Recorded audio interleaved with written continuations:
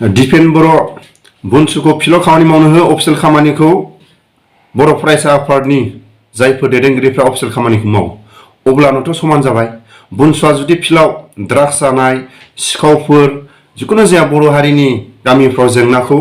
बुनसुआ माखासे गामि गामि ओनसोलाव हाबनानै जाहाथे बुजायनानै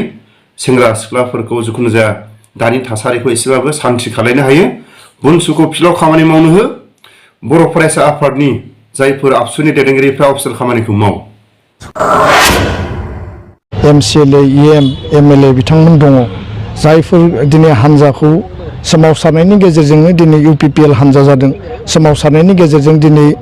BPF हान्जा दाजादोंमोन। दिनै जायफोर रुलिंआव दङ जायफोर अपोजिशनाव दङ आं बिथांमोनखौबो खावलायगोन, आं रिमाइन्ड खालामनो नागिरगोन दिनैनि बे गोथार मोनसे बड'लेण्ड दाबि साननि गेजेरजों जे गावबा गावनि कमिटमेन्ट आरो रेसपन्सिबिलिटिखौ माहारिबाद, माहारि सिबिनाय आरो माहारिनि जेंना जेंसि सुस्रांनायनि फारसे जाहाथे बयबो गोसो होनानै हाबा मावो। अकल राजखान्थियारि बाथ्राफोरखौल' सावरायाबासिनो दान्थे बिदान्थेखौल' माने बांद्राय खालायाबासिनो दान्थे बिदान्थेया राजनितियाव थागोन, पलिटिक्सआव थागोन, खिन्थु पलिटिक्सनि नामाव पलिटिक्स खालायाबासिनो माहारि दानायनि, नेसन बिल्डिंनि आरो माहारियाव जि कमिटमेन्ट आरो रेसपन्सिबिलिटि दङ बे रुलिंआवनो था बे अपोजिशनावनो था बिथांमोना मावफुंनांगोन आरो बेयाव जाहाथे जौगानायनि हाबाफारिफ्राबो मोजाङै जायो। जौगानायनि नामाव स्ल'गानल' जानानै जाहाथे खामानिफोरा थालाङा, आं बेखौनो गिबियावनो आंनि चेनेलनि नायगिरि गेदेरमा रायजो राजा भिडिअनि फुटेजाव नायनानै माबायदि मोनखो? सासे बर' हारिनि बर' फरायसा आफादनि दैदेनगिरिनि खुगानि रावा बेबायदि जानांगौ। नाथाय गारबोनाय समफ्राव बिथांनि रावखौ खोनासङोबा मोनसेल' साइड, मोनसेल' नोजोर, बेबायदि गारबोनाय समफोरखौ जों गोसोखाङोबा मुगैथावना। बेबायदि बुंनो बाथ्राखौ सोलों दिपेन बर' सार। नोंखौ बयबो उन्दै गेदेर दानि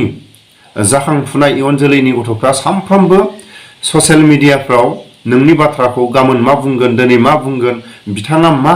भिडिअनि फुटेजाव मा बुंदों, जिखुनु जाया समाव मोनफ्रोमबो बर' चेनेलफोरनि बा बर' इउटुबारफोरनि खाथियाव नोंथांनि बुंनाय रावफोरखौ बुहुमाव बर' हारिया जेसेबां थांनानै दं एसेबां नोंनि रावखौ मोजांबाबो गाज्रिबाबो खोनासंनो थाखाय बयबो हास्थायो। बेबायदि समाव नों एखे बा गेजेरनि मानसि जानांगोन। मालाबा समाव नोङो प्रमद बर'खौबो रायनांगोन, मालाबा समाव नोङो हाग्रामा महिलारिखौबो रायनांगोन, नों गेजेरनि जानांगोन। नोङो रावनिबो जानानै नों खोथा दाबुं। नाथाय माखासे खबरखौ मोनबाय जानो हागौ, दिपेन बर'आ माखासे खबरखौ मोनबाय जानो हागौ, दिपेन बर'आ मोजां खबरखौ मोनबाय जानो हागौ। फैबाय थानाय माखासे समनि उनाव BPF हान्जानिफ्राय मोजां खबर मोनसे खोनानो हागौ। बिनि थाखाय दिपेन बर'आ माखासे बायद'थाबो जानो हागौ, दिपेन बर'आ BPFनि माखासे मोजां खबरखौ खोनानानै बेबायदि बाथ्राखौ बुंदोंमोन जानो हागौ। बेबायदिखौ जोङो लुगैयो, गेजेरनि जानानै खोथा बुंनायखौ जों लुगैयो। अराय सम जोङो बर' हारिनि गेजेराव बयबो हास्थायो। मालाबा समाव हाग्रामा महिलारिनि गोरोन्थिखौबो मालाबा दिपेन बर'आ रायनांगोन, सोरबा इउटुबाराबो रायनांगोन, सोरबा ससियेल मिडियानि मानसियाबो रायनांगोन, सोरबा पाब्लिकआबो रायनांगोन, आरो मालाबा समाव प्रमद बर'खौबो सोरबा आबसुनि लिडाराबो रायनांगोन, सोरबा आबसुनि सोद्रोमाफ्राबो रायनांगोन, मालाबा समाव सोरबा इउटुबाराबो रायनांगोन, मालाबा समाव सोरबा मिडियानि मानसिफ्राबो माखासे सोंनाय फिननायखौ खालायनो गोनां बायद'था जागोन, मालाबा रायजो राजाफ्राबो बुंनो गोनां बायद'था जागोन। बेफोरखौ जाय गादियाव दं बयबो हजम खालायनो हानांगोन। नाथाय जों मा नुदों? बिथांमोना हजम खालायनो हायैनि थाखाय पुलिसनि सहाय नागिरो। बिथांमोना जेब्ला रायजो राजाफ्रा रायो, सोरबा इउटुबारफ्रा रायो, सोरबा व्यक्तिगतफ्रा रायो, बेबायदि समाव बिथांमोना माखासे रायजानायखौ हजम खालायनो हायैनि थाखाय बिथांमोना पुलिसनि हेफाजाबखौ जों लानाय नुयो। नाथाय दैदेनगिरि जायोबा रायजानोबो गोनां जागोन, मालाबा बखिजानोबो गोनां जागोन, गासैखौबो जेरै गिस्टिक जायोबा गिस्टिकनि दावाइखौ जानानै माखासे गेसखौ थांहोगारनो गोनां जायो, थिग बेबायदि जानो गोनां जागोन। हजम खालायनो हानाय जानांगोन, अब्लासो सासे दैदेनगिरिनि आखु। बिनिखायनो आं खावलायो आंनि चेनेलनि नायगिरि गेदेरमा रायजो राजा दिपेन बर'आ एसे उदिस मोनबाय जानो हागौ। फैबाय थानाय समाव BPF हान्जानिफ्राय मोजां खबर मोननो हागौ। बिनि थाखाय दिपेन बर' सारा गेजेरनि जानानै खोथा बुंनो गोनां बायद'था जादों आरो जाथारनांगोन सासे बर' फरायसा आफादनि दैदेनगिरिया गेजेरनि जानांगोन हारिखौ अनसायनोब्ला हारिखौ जौगाहोलांनोबा बेबायदि माखासे गेजेरनि जानानै खोथा बुंनो हानाय जानांगोन नाथाय जों गारबोनाय समफ्राव सोरांबानो प्रमद बर' ओरैबायदि मोजां खामानि मावदों ओरैबायदि मोजां खामानि मावदों प्रमद बर' बायदि मोजां मानसि गैया बेबायदि जों खोनानाय नुदोंमोन बारा बाख्नायोबा मालाबा समाव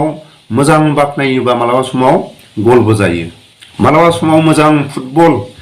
गेलेग्राफोरखौ मोजां बाख्नायोबा मालाबा जेननानैबो फैयो बेबायदि माखासे फोरखौ सांग्रां जानाया मोजां बिनि थाखायनो फैबाय थानाय समाव बिपिएफ हान्जानि माखासे मोजां खबरखौ मोनथिनानै दिपेन बर'आ बायद'था जादों आरो बायद'था जाखानांगोन बर' फरायसा आफादनि दैदेनगिरिनि खुगानि रावा बेबायदि जाखानांगोन बोराय बेन्थ' उन्दै गेदेर इयुन जोलैनि गथ'फ्रा सानफ्रोमबो सोरांबानो सासे बर' फरायसा आफादनि दैदेनगिरिनि खुगानिफ्राय मोजां खबर मोनगोन नामा माबा मोनसे बर' हारिनि जेंनानि सायाव माबा मोनसे खोथाफोर फोरमायगोन नामा बेफोरनि खोथाखौ बयबो फुंनि बेलानि सानसुनि बयबो नेनानै थायो बेबायदि समाव जुदि गेजेरनि जानानै मालाबा समाव सोरबा गोरोन्थिखौ मालाबा बुंनांगोन सोरनिबा मोजां खामानि मावनायखौ मोजां बुंनांगोन नाथाय मोजां रायजोनि नुसारै खामानिखौनो मोजां बुंबाय थाबा बेयाव माबोरै गनायथाव बिनि थाखायनो आं खावलायो दिपेन बर'आ जेरैबायदि गेजेरनि जानानै अरायसम खोथा बुंलाङो आरो फैबाय थानाय समाव माखासे खोथाफोरखौ बुंलाङो बयबो हारिनि माखासे खामानि मावलांनो ओंखारनायाव बयबो नों बेखौ माव आं बैखौ मावनि नोंसोर बैखौ माव बेबायदि जालायनांगौ बेबायदि नाथाय गासैबो खामानिखौ दिपेन बर'आ गावनो रुजुननानै लानो नागिरनाया बे मालाबाबो जाथावना नङा बुंसुखौ बुं दिपेन बर'आ नोंसोरो दानि बे इयुन जोलैफोर ड्राग्स जानाय जिखुनु जाया सिखाव दाखायत बेफोरखौ दबथायनो थाखाय सोरबाया दादागिरि जानाय बेफोरखौ दबथायनो थाखाय बुनसुखौ खामानि मावनो हो नोंसोरो अफिसियेल खामानिखौ माव सोरबा बर' फरायसा आफादनि दैदेनगिरिफ्रा अफिसियेल खामानिखौ माव नाथाय फिल्डनि खामानिखौ बुनसुखौ मावनो हो अब्लानोथ' गासैबो समान जाबाय गासैबो खामानिखौ अफिसनि खामानिखौबो गावसोरनो राजनितिक खामानिखौबो गावसोरनो अबेबा फिल्डनि खामानिखौबो गावसोरनो अब्लाथ' जाफुंसारनाया जों मालाबाबो नुवा बेनि थाखायनो आङो रायजो राजाफोरखौ खावलायो आंनि चेनेलनि नायगिरिफोरखौ आं खावलायो जेरै मैया थांनाय समाव मैयानि जि बाथ्रा बुंनाय दिपेन बर'आ बेथ' ओरैबायदि गनायथाव सोरबा बोराय बुरिफ्राबो खोनासंगोन बेबायदि बाथ्राखौ उन्दै गेदेर बयबो खोनासंगोन बयबो हेफाजाब होगोन बेबायदि जा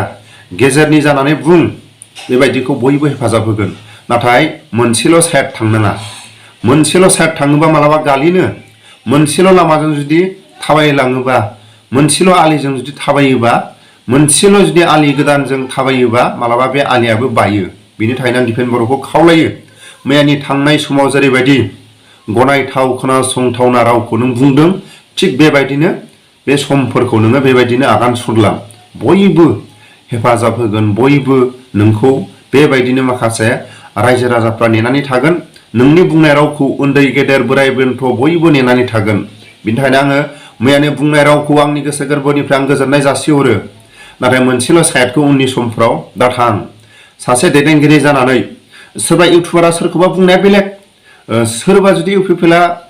सोरखौबा बुंनाया बेलेग सोरबा बिपिएफ हान्जाया सोरखौबा बुंनाया बेलेग नाथाय नों सासे बर' फरायसा आफादनि सासे दैदेनगिरि नों गेजेरनि जानांगोन मोनफ्रोमबो बाथ्राखौ नोङो सानै हयै बुंनो हानाय जानांगोन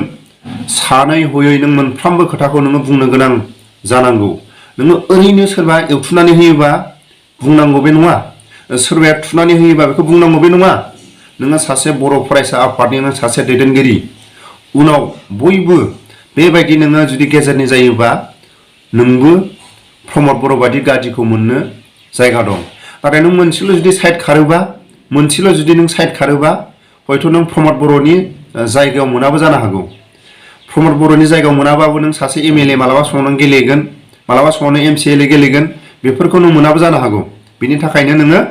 गेजेरनि जानानै जुदि बुङोबा उननि समफ्राव एमएलए जानो गोसो एमसिएलए जानो गोसो प्रमद बर'नि जायगायाव नोङो गादिखौ लानो गोसो बे जाफुंगोन बिनि थाखायनो गेजेरनि जानानै दिपेन बर' सारखौ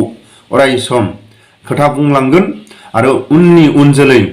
बोराय बेन्थ' बयबो मैयानि बुंनाय रावफोरखौ बयबो खोनासंथावना राव होननानै आङो बुङो आरो माखासे भिडिअनि फुटेजखौ एसे नायलांबाव इउपिपिएलनि माखासे बिथांमोना मा बुंलांदों इउपिपिएलनि दैदेनगिरिफ्रा माबायदि माखासे बिजेपि सरकारखौ बाख्नायदों नाथाय बे बाख्नायनाय खोथाफ्रा मा जाहैदों प्रमद बर'खौ जुदि गादियाव होआमोनब्ला बर'फोरनि थासारिया एसे गुलाय गुजाया बारा जागौमोन बेखौ सरकारा मोनथिनानै बे 5 बोसोरखौ बर'खौ सरकारा ओरैनो सालायनो होफ्लानाय बायदिखौ जोङो नुहुरो माखासे सरकारनि आदब खायदाया प्रमद बर'खौ माखासे रायजो राजाफोरजों गाज्रि मोनहोनो थाखाय माखासे गावनि आंगो लोगोफोरजों गाज्रि मोनलायहोनो थाखाय बे 5 बोसोरखौ मेला-मेसि सरकार सालायनानै गादियाव फज'फ्लानानै 5 बोसोरनि उनाव हयथ' प्रमद बर'खौ गादिनिफ्राय आउटबो खालायनो हागौ बिजेपि सरकारा बिनि थाखायनो साबधान जा प्रमद बर' नैबे फैबाय थानाय समाव नोंथांखौ बिजेपि सरकारा जोगारनोबो हागौ बिनि थाखायनो आङो खावलायो गेजेरनि जानानै खामानिखौ मावलां सोरखौबा माइगाब सोरखौबा जुजाय दा खालाम बिनि थाखायनो दिपेन बर'आ अरायसम हारिनि गेजेराव गेजेरनि जानानै खोथा बाथ्राखौ बुं मालाबा समाव हाग्रामा महिलारिखौबो राय मालाबा समाव प्रमद बर'खौबो राय जिखुनु जाया समाव नोङो सासे बर' हारिनि सासे नोङो दैदेनगिरि बर'नि गेजेराव नों सासे बर'नि दैदेनगिरि सोरबा हाग्रामा महिलारिखौ दोनथ' सोरबा प्रमद बर'खौ दोनथ' नों अरायसम बे बर' हारिनि जेंनायाव अरायसम नों खामानि मावनो नाजालां आरो बुनसुखौ फिलाव खामानि मावनो थाखाय नोङो अथरिटि हो ड्राग्सनो सिखावनो जिखुनु जाया बर' हालामनि माखासे थासारिखौ माखासे बुनसुखौ खामानि मावनो हो आरो नोंसोरो अफिसियेल खामानिखौ मावलां अब्लानोथ' गासैबो खौसेया फैगोन गासैबो खामानिखौ नों खर'आव रुजुननानै दाला बिनि थाखायनो आं खावलायो आंनि बुंनायफ्राव गोरोन्थिफोर जादोंब्ला बयनावबो आखाइ खबजोबनानै आं निमाहा बियो आंनि गोरोन्थिनि सायाव जुदि गोरोन्थिफोर जादोंब्ला निमाहा मोनगोन होननानै आसा खालामो गोजोन्थों भिडिअनि फुटेजखौ एसे नायलांबावदो যে আমার বিটিআর সরকার যেহেতু ইউপিপিএলৰ দ্বাৰাই পৰিচালিত নিশ্চিতভাৱে ইয়াত বহুত সংখ্যক মানুহ আহিব বুলি মই আশা কৰিছিলোঁ কিন্তু দেখিলোঁ যে আমাৰ পাব্লিক খুব কম পাব্লিক আহাই নাই ক'বলৈ গ'লে অকল দলীয় কৰ্মীসকলে ইয়াত উপস্থিত আছে তথাপিও এই দলীয় কৰ্মীসকলক মই কেইষাৰমান কথা কৈ যাব বিচাৰিছোঁ যে আমি এইদৰে কাম কৰিলে থিস্তি থাকিব নোৱাৰি प्रमद बर'आबो उफाय गैया मिलियाबानो 11 जनजों जोङो बिटिसि सरकारखौ सालायनो हाया बेखौथ' एखेबारे देख माने सैथो खोथा बे नंथारगौ खोथा आरो जोंनि नेताफोरखौबो आं बुंनो लुबैदों जे नेता जानोब्ला जों साधारन मानसिबाबो नोंथांमोनहाबाबो जोंहाबाबो बयहाबो জ্ঞান নাই मोनसे जिनिस थानांगौ জ্ঞানটো অকল লিখা পঢ়া কৰিলেই যে জ্ঞান হয় সেইটো নহয় লিখা পঢ়া নকৰা মানুহবিলাকেও বহুত জ্ঞান অৰ্জন কৰিব পাৰে আৰু অকল কিতাপ পঢ়িলেই যে জ্ঞান হয় সেইটোও নহয় সেইকাৰণে কৈছে যে জ্ঞান হৈছে সকলোতকৈ ধনী সম্পদ বয়নিफ्राय धोनिसिन सम्पदानो जाबाय জ্ঞাन गियान थाबासो नोङो पार्टिखौ लिड खालामनो हागोन गियान थाबासो नोङो मानसिफोरखौ बुजायनो हागोन नोंहा मोनाखै थेवबो नांगौ रोखोमनि खामानि मावनो हायैनि जुनै थांनाय इलेक्सनाव प्रमद बर'आ बिथाङा 11 जन सदस्य लानानै